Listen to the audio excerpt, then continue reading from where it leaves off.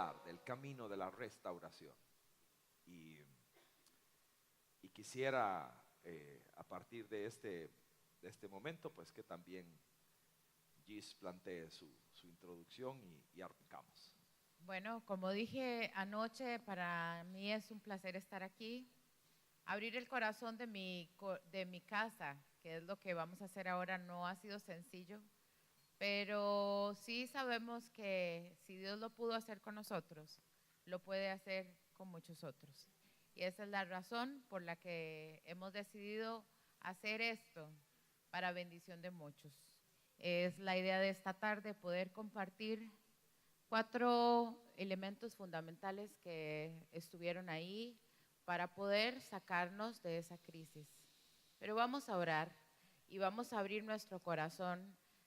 Quizás algunos podrían estar pasando por ahí o viene algo fuerte para sus vidas, y que estos 4 elementos que nos sirvieron a nosotros se puedan grabar en sus mentes y en sus corazones siempre.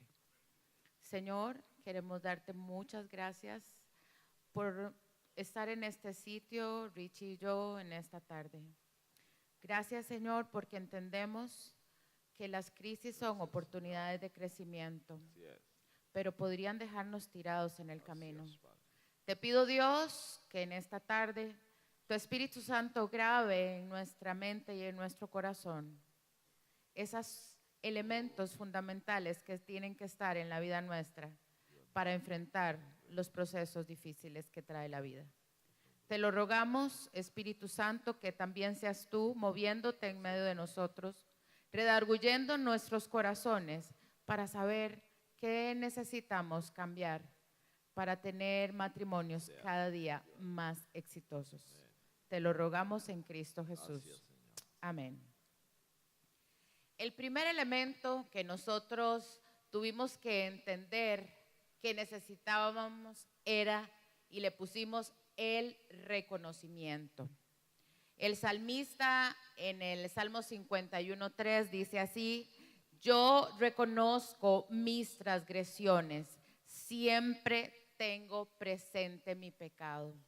Ahí estaba David reconociendo, después de que había pecado con Betsabé, le había pasado toda la situación difícil, y él dice: yo reconozco mi pecado, ahí la tengo, está al frente mi transgresión. Por lo que nosotros llegamos a entender, no hay una verdadera restauración si nosotros no reconocemos que tenemos situaciones que resolver. Nosotros. No hay una restauración genuina si nosotros no aceptamos nuestra responsabilidad en el conflicto.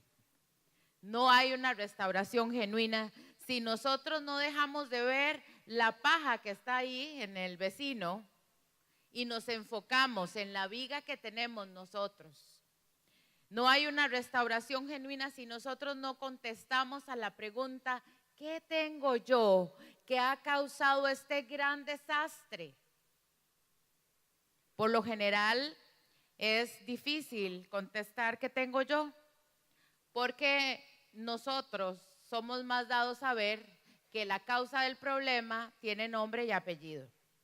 Y aquí les cuento, cuando nosotros estuvimos en esa crisis del 2014, decidimos que necesitábamos ayuda. Buscamos a un pastor que fue nuestro consejero, un pastor psicólogo, David Solá se llamaba él, y él estaba en España, nosotros en Costa Rica, gracias a Dios por el internet. Entonces logramos tener nuestra primera cita. Él llegó y nos dijo: ¿en qué les puedo ayudar? ¿Cuál es el problema? Primero las damas. Entonces yo empecé a hablar y yo inmediatamente dije: bueno, mi problema se llama Ricardo Salazar. Y entonces yo empecé a decir todas las situaciones que yo consideraba él me hacía, ¿verdad? Ok. Termino yo y me sentía muy poderosa, que me habían dado a mí el primer lugar. Y entonces le preguntan a Ricardo cuál cree él que es el problema. Empezó a tirar aquel montón de piedras que yo dije en qué momento abrí la boca. Y él con mucha paciencia nos escuchó y dijo al final, ok chicos, yo lo que quiero saber es cuál es el problema. Y nos enfoca y nos dice, aquí no vamos a hablar del compañero. Ustedes van a decirme qué tengo yo que ha aportado a esta gran crisis. Oye,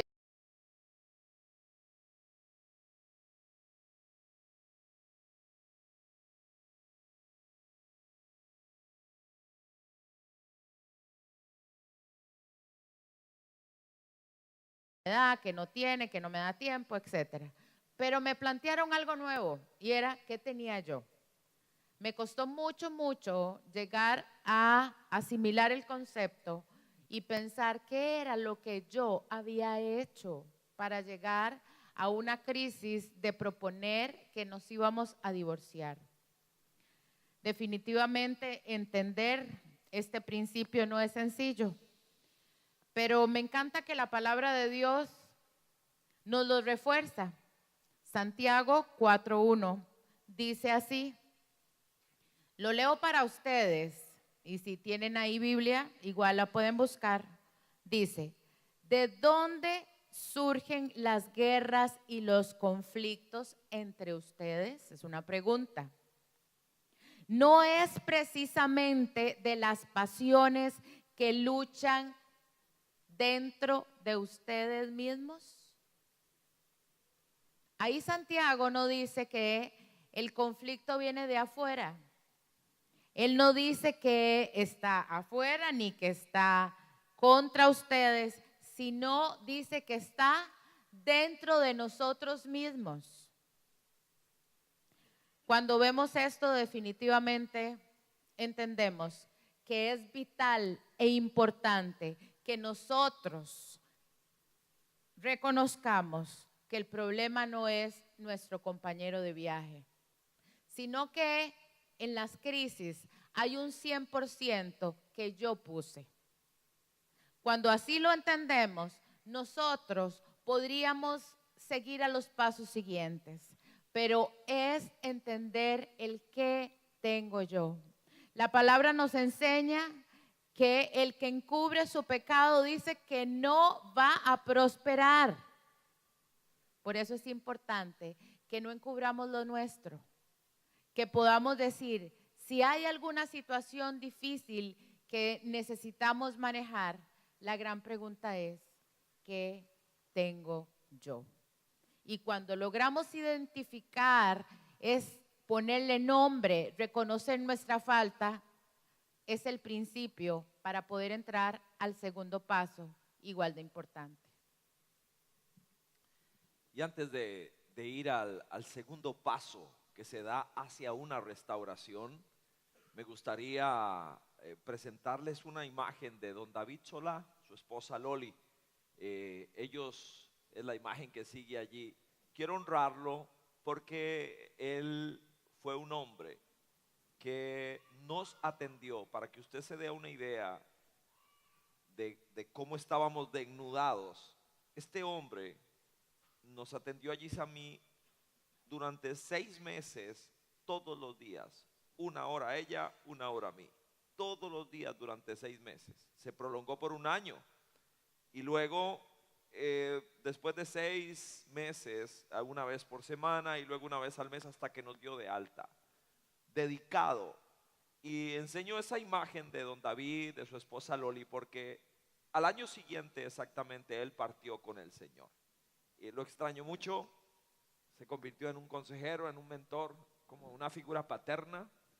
Dios nos permitió agradecerle personalmente, estuvimos con ellos allá y luego el Señor decidió llevárselo. Pero lo honro por también porque en un lugar como este, en una iglesia como este, no solamente están los pastores que aconsejan, sino muchas personas. Si Dios puso el don de consuelo en usted, no lo esconda, porque la iglesia lo necesita. Y la necesidad es muy grande y muy pocas manos levantadas. La mayoría de nosotros pidiendo ayuda y muy pocos extendiendo la mano para ayudar. Y todos tenemos algo que dar. Permítame ir al segundo paso del camino de la restauración. Y por supuesto que Giselle plantea algo fundamental, el reconocimiento. ¿Qué esperanza hay para un enfermo que no diga me duele o que no diga qué tengo? ¿Qué esperanza habría para alguien? Ahora, en ese reconocimiento del que habla Gis, está claro que eso no significa que nosotros no podemos en algún momento ayudar a alguien. El orden es aquí lo importante, ayudar a alguien a reconocer. La palabra de Dios dice en boca de Jesús que si hay un tema de paja en el ojo de alguien, antes hay una tarea, la tarea de la viga en el ojo propio. Ese es el punto. Y nosotros queremos quitar pajas sin bregar con tucas. Así que vamos al segundo concepto. El segundo concepto es fundamental y es el arrepentimiento. El arrepentimiento es una de las palabras favoritas de Cristo. Reino de los cielos se acercó, gente. Es tiempo de arrepentirse. Algo tiene que ocurrir en la vida de nosotros. Ahora, el arrepentimiento es un milagro que la religión es imposible que produzca. La religión lo que me hace a mí es generar placebos que me hacen interactuar con mis problemas con un maquillaje demasiado superficial. Si me permite citarle la palabra de Dios para extraer de ahí el principio del que estamos hablando. Juan el Bautista, allá en Lucas capítulo 3, el hombre que trajo avivamiento previo a la venida de Cristo. Y hay un momento donde hay voz de Dios por fin. Y la gente sale de sus realidades. Los fariseos salen de sus templos, de sus sinagogas. Los romanos vienen de su tarea. Los judíos vienen de todas las direcciones posibles y se apiñan en un río para escuchar a un tipo vestido con una piel y una barba enmarañada y que les habla del reino de Dios. Muchos de ellos lloraban al oírlo. Muchos de ellos tomaban notas mientras Juan hablaba. Muchos de ellos pasaron al frente. Algunos se habían hasta bautizado. Se regresaron a su casa. Se regresaron a su templo, a su sinagoga, a su trabajo, a su palacio, al lugar que fuera, y siguieron viviendo exactamente de la misma manera. La próxima vez que vinieron a la reunión con Juan, el Espíritu Santo le dice al Bautista: dispárales esto. No creo que haya sido fácil, porque para nadie es fácil decir esto. Pero Juan en 3:8 de Lucas dice: produzcan frutos que demuestren arrepentimiento. Arrepentimiento no es decir perdón, eso es bueno, pero eso no es suficiente. Arrepentimiento es un estilo de vida que demuestra que de verdad no quiero seguir haciendo, diciendo las mismas cosas que antes hacía. El arrepentimiento es un milagro que no produce la religión, solo lo produce Dios.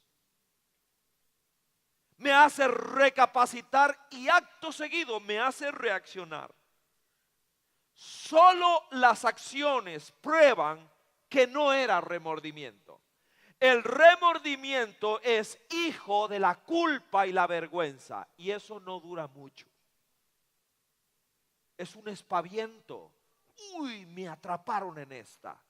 Y uno se retuerce tratando de alguna manera de justificar lo injustificable. El arrepentimiento reconoce: soy culpable. Y luego reacciona. El arrepentimiento es lo único, escúcheme, que rompe los círculos viciosos en nuestra vida. Porque aquí el chiste no es que una crisis lo único que logre sea alargar el círculo de tragedia.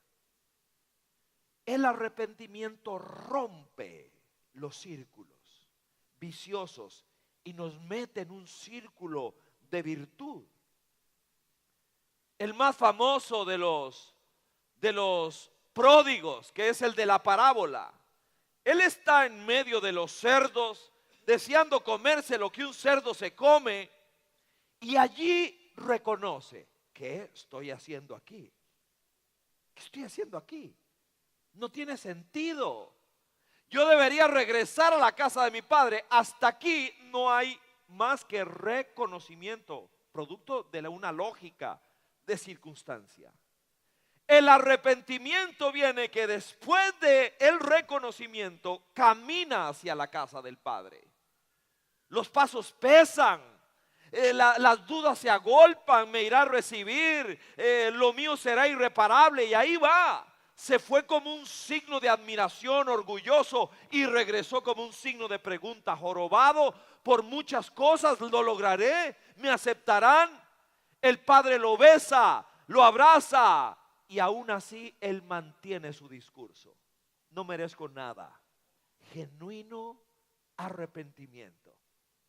No son palabras, no son promesas, es de alguien realmente determinado.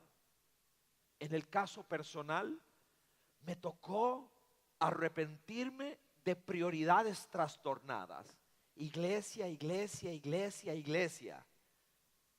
Y la casa a un lado. Aunque tenía la teoría aquí. Una problemática de carácter de una persona acomplejada que no sabía reaccionar. Falta de determinación para entrarle a algunos asuntos. Podía ser determinado en empresas de iglesia a ir hacia adelante, fundar iglesias, pero a la hora de bregar conmigo mismo en relación a mi familia, particularmente a mi esposa, no tenía la misma fuerza y la misma determinación.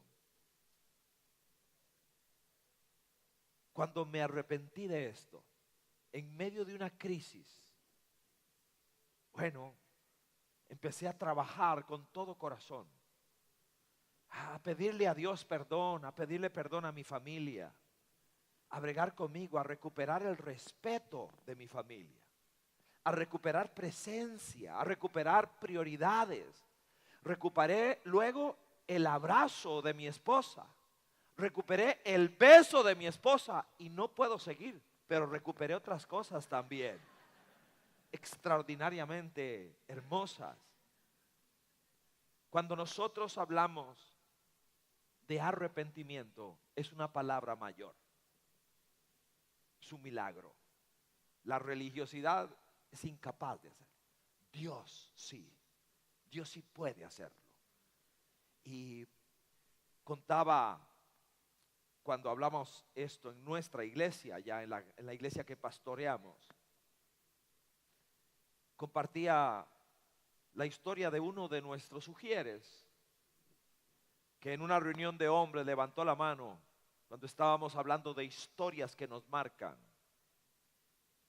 y contó la historia de su papá, un borracho violento que llenaba de terror la casa, que llegaba en las noches alcoholizado, peleando con todo el mundo, maltratando a su esposa, maltratando a sus hijos. Y decía él que literalmente se metía debajo de la cama junto con sus hermanos, horrorizados de oír a su papá que llegó.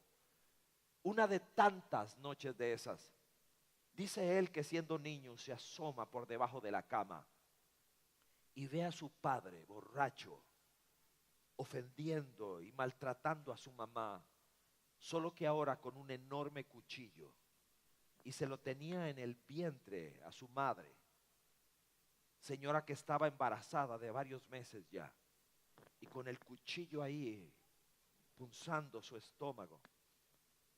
Y dice que él De un momento a otro salió de debajo de la cama y se escurrió entre el estómago, la panza de su mamá y el cuchillo de su padre, y volvió a ver a su papá y le dijo: papá, si va a matar a alguien, máteme a mí, no le haga daño a mami. Un niño no debería vivir eso, por cierto. Pero aquel hombre, en aquella escena tan terrible, reacciona. Reacciona y como que despierta. Así que sale corriendo hacia el patio, agarra aquel cuchillo enorme que tenía y lo entierra allí, en el patio de la casa. Entra y le dice a su familia: nunca más volveré a tomar licor.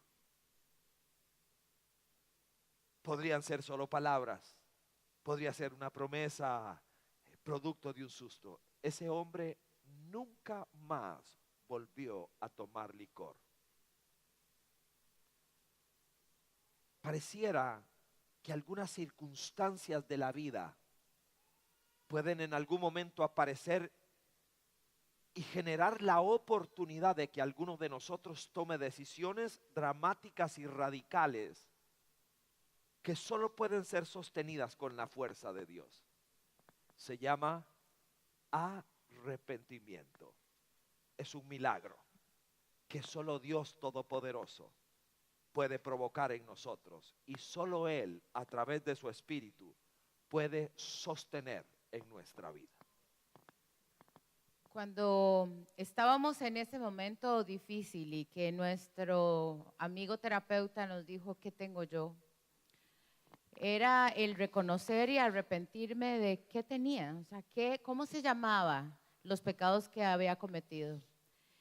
Me había acostumbrado, porque mi mamá así me crió, a ser la mamá presente, totalmente presente. O sea, yo era mamá y lo segundo era esposa. No había entendido el propósito de Dios para nosotros. Yo fui criada para ser mamá. Entonces esto hizo que me alejara de Richie. O sea, él estaba en lo suyo y yo en lo mío. Yo era mamá. Yo me crié para ser mamá. Valga decir que, seguro ella no lo va a decir, su mamá tuvo 21 embarazos y solo la tuvo a ella. Es hija única, pero imagínese la forma en que fue criada Gis, así, protegida. Así que Gis aprendió a ser mamá, básicamente. Su mamá modelaba a una mamá, no a una esposa.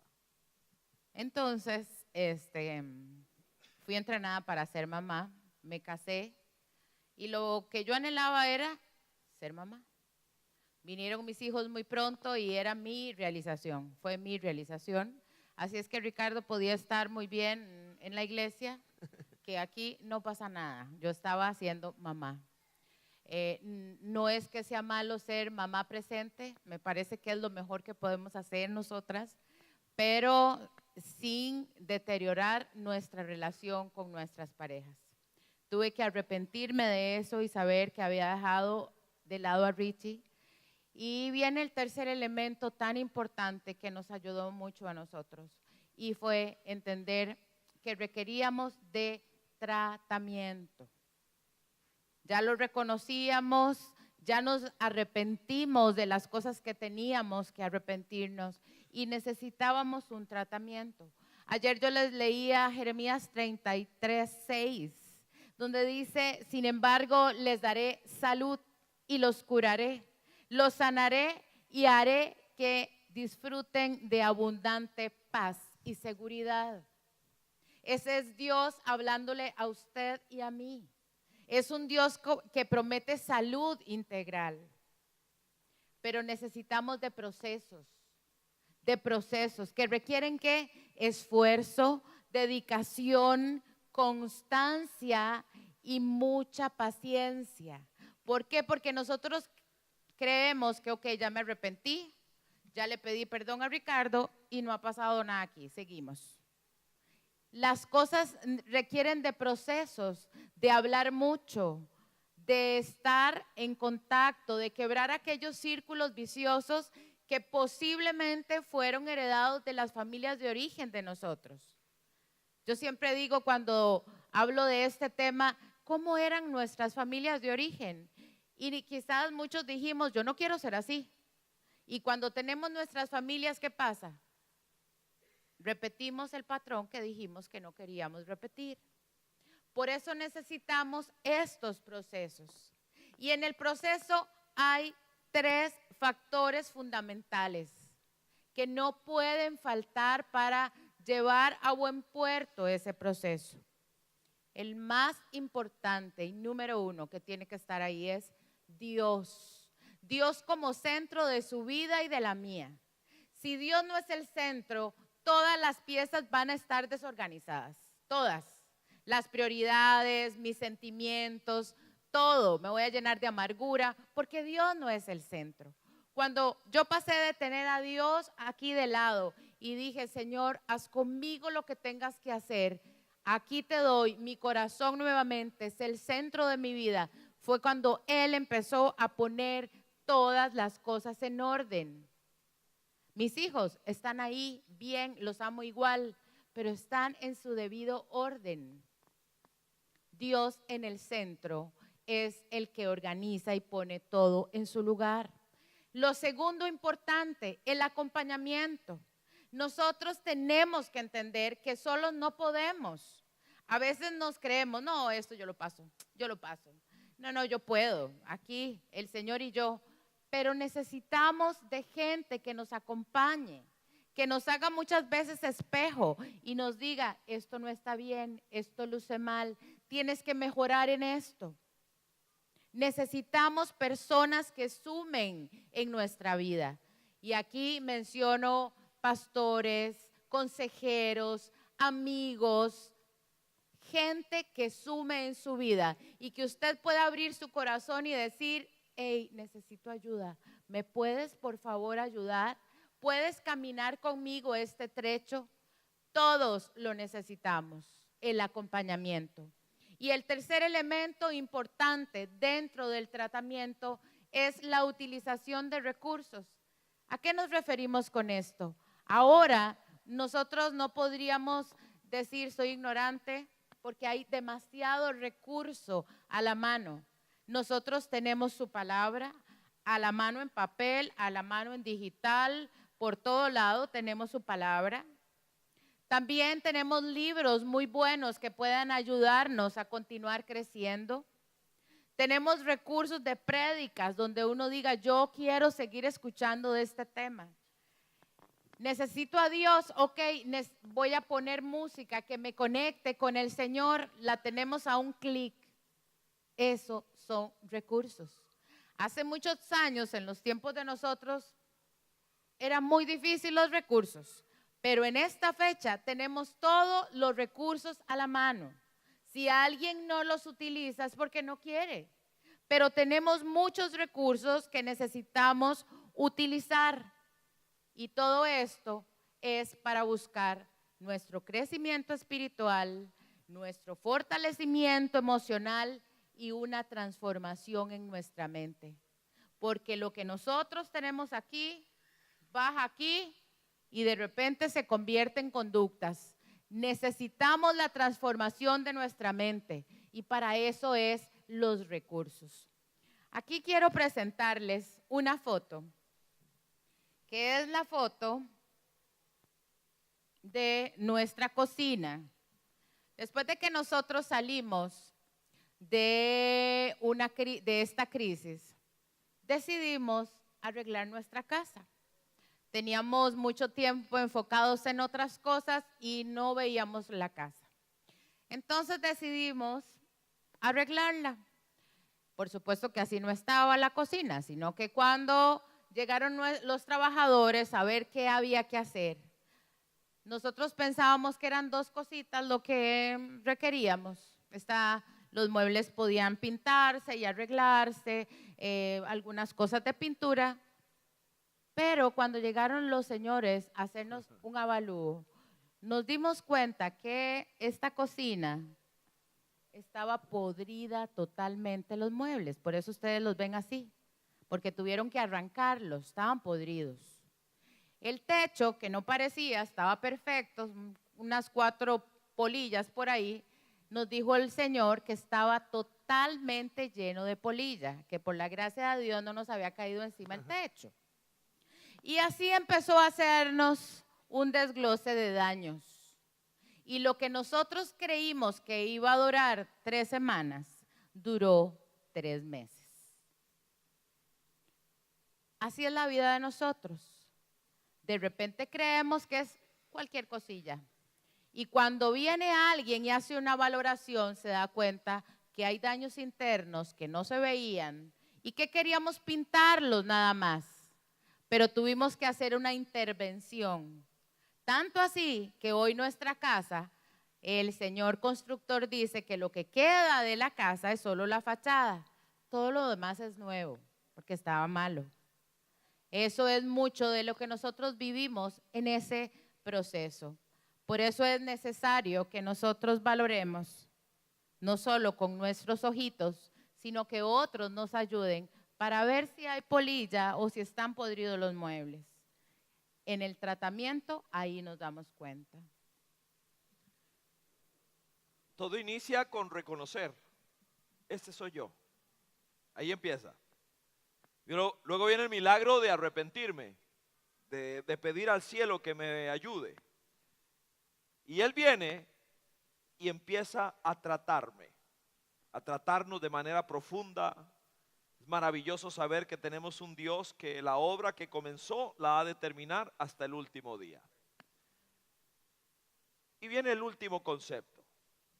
Cuando alguien se arrepiente, reconoce, se arrepiente y se trata y logra una victoria y se emociona mucho, y está bien emocionarse, no pocas personas lanzan las campanas al vuelo, a sonar y se sacude las manos y pierden. La cuarta palabra es seguimiento. El cuarto paso para sostener un proceso de restauración es vigilar de manera celosa la vida. Permítame utilizar un pasaje bíblico quizá extraño para alguien ser citado en un congreso como este y quizá hasta en un punto como este. Deme la oportunidad de sacar de allí un concepto aplicable de manera genuina al punto del seguimiento. Dice así, este es un discurso de Jesús, Lucas 11:24. Cuando un espíritu maligno sale de una persona, va por lugares áridos buscando un descanso, y al no encontrarlo dice, volveré a mi casa de donde salí. Cuando llega, la encuentra barrida y arreglada, y hubo un milagro, porque antes había caos, había horror, había oscuridad. Ahora está barrida y arreglada. Entonces va, dice, y trae otros 7 espíritus más malvados que él y entran a vivir allí. Así que el estado final de aquella persona resulta peor que el inicial. Ahora, sé que es una situación de posesión extrema, pero me permite entender una táctica del infierno. Satanás, cuando ha perdido terreno en la vida de alguien, se va, y sus hueses también.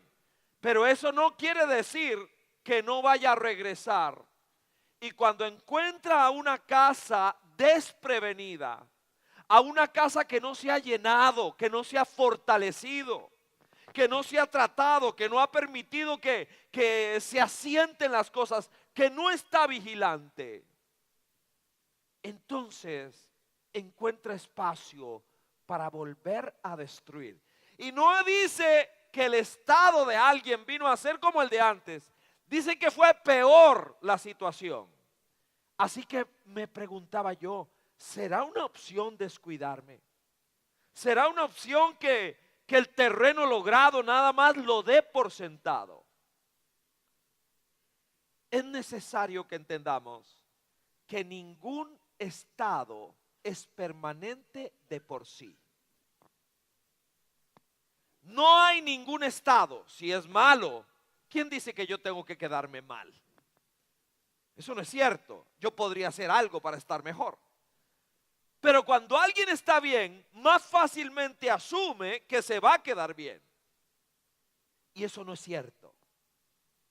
Yo necesito saber que esa planta hay que regarla, hay que podarla, hay que abonarla, hay que asolearla, hay que cuidarle, hay que cantarle. Necesito saber que todo debe ser atendido diariamente, que el seguimiento es un acto de valor en el que me miro al espejo y con sinceridad me critico si es que veo que me estoy deslizando, que esa es la inercia suya y la mía, deslizarme hacia lo malo.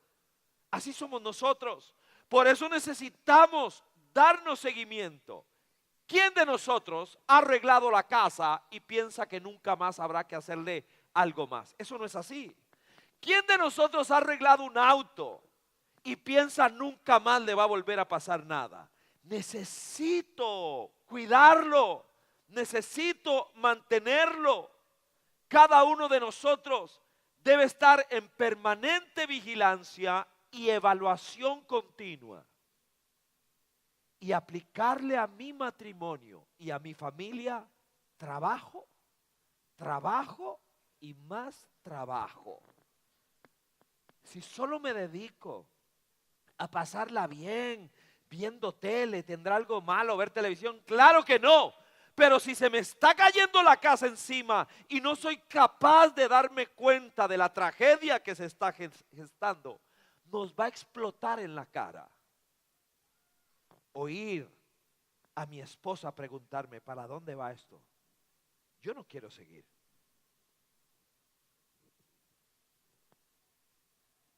Yo no he hecho nada malo de aquellos elementos famosos que destruyen hogares hoy por día. Dejé que la polilla fuera carcomiendo los cimientos y de un momento a otro estaba para caerse. Solo un milagro pudo haber hecho algo diferente, marcar una diferencia. Dios. La verdadera restauración incluye intencionalidad de renovación permanente, porque solo así Dios puede garantizar que lo mejor está mañana. Es un milagro y necesitamos que Dios haga algo al respecto. Él es el único. Nosotros contamos esto para honra de Dios, pidiéndole perdón a Él y con la esperanza de que una casa se levante de nuevo, se restaure. Jesús es el único que puede romper los círculos viciosos de nuestra vida. Nada más Él. Y por eso es que testificamos de su poder. No es porque somos muy fuertes, es por su poder el que rompió los círculos viciosos de nosotros. Queremos, ya que estamos abriendo nuestro corazón, hay 3 fotos muy lindas que tenemos nosotros y queremos presentárselas a ustedes como si estuviéramos en la sala y abrimos el álbum de fotos de esas fotos hermosas de las casas. Quiero presentarles la primera. Esa es nuestra familia. Muy orgullosa de esa hermosa familia. El más alto que ustedes ven ahí es el esposo de nuestra hija Israel. Ahí está Valeria, Andrés y nosotros. Ustedes los ven ahí sonrientes. Esa foto fue tomada el año pasado en octubre. Es una foto que nos encanta porque nos vemos realizados ahí. Estamos felices. Pero no siempre fue así. Hubo mucho llanto en nuestros hijos, mucho dolor, estaban muy asustados. No sabía qué iba a pasar con sus papás. Cuando yo veo esto, veo a Dios y le agradezco, porque nosotros creemos que nuestras cosas no alcanzan a nuestros hijos. Y déjeme decirle algo, sí los alcanzan y mucho. Cuando estamos en crisis, cuando nuestras familias están rotas, eso alcanza a nuestros hijos. Pero igual, cuando nosotros nos restauramos, la restauración alcanza a nuestros hijos. Y hoy no es que ya lo hayamos alcanzado y que somos la familia perfecta, no. Pero esa restauración que vivimos nosotros, hoy la vemos reflejada en los rostros de ellos. Quieren estar juntos, queremos reír mucho, queremos disfrutar de la vida que sentimos que en algún momento se nos iba de las manos. Una familia restaurada alcanza a sus hijos y a muchos más. La siguiente foto. Esta es una foto que es muy particular porque después de ese tiempo, Ricardo me propone a mí que participemos en una competencia. Esa competencia es muy famosa ya en Costa Rica, es una competencia de ciclismo, 3 días, 300 kilómetros, donde hay que subir montañas, hay mucho barro, hay que pasar ríos y hay las playas. Es algo que yo, la verdad, nunca había vivido. Pero como estábamos tan lejos y queríamos ya volver a hacer cosas juntos, yo le dije, apuntémonos en eso. Ahora, que quede claro, él montado en la bicicleta y yo soy su aguatera, yo voy en el carro, ¿verdad?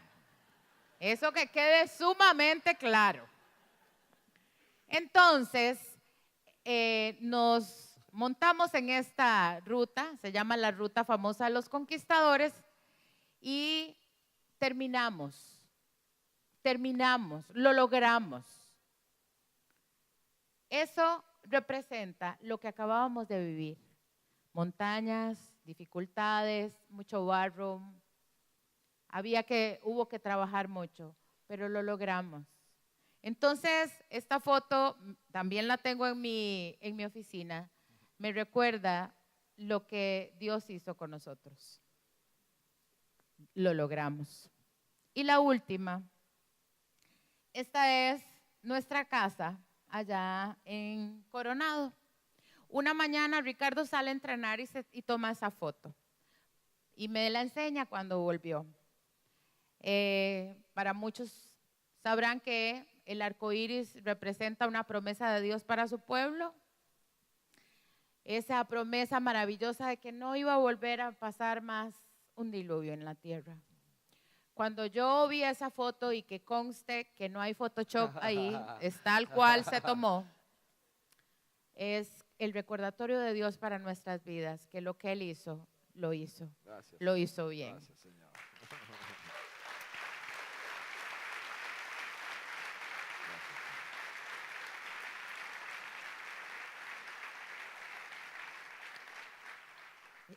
La palabra nos enseña que el que empezó en nosotros la buena obra, la perfeccionará hasta el fin.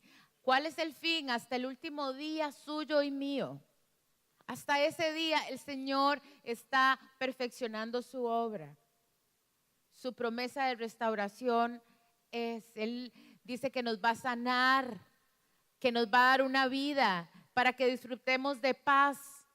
Pero necesitamos entrarle duro a las grietas de nuestra vida. Lo requerimos y necesitamos darle mantenimiento. Por eso es que presentamos estas fotos y decimos, estos somos nosotros, estamos experimentando su gracia, su gloria sobre nosotros y los nuestros. Y el reto es que ustedes puedan disfrutar, si no lo están disfrutando, de esto mismo que Dios ha hecho en nuestras vidas.